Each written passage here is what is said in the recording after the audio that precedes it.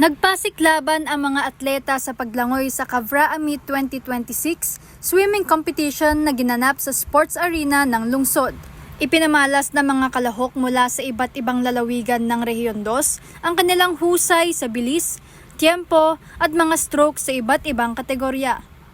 Hindi naman mapagkakaila ang determinasyon ng bawat kabataan sa kanilang galing mula sa freestyle hanggang butterfly strokes. Naging mainit ang bawat laban sa bawat sipa at hataw sa tubig ng mga estudyanteng atleta.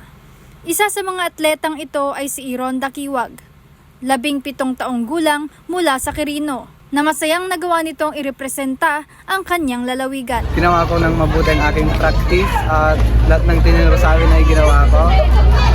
Tampok din sa kompetisyon ang para-swimming events para sa mga atletang may kapansanan na nagpakita ng mga kahanga-hangang paglangoy at determinasyon.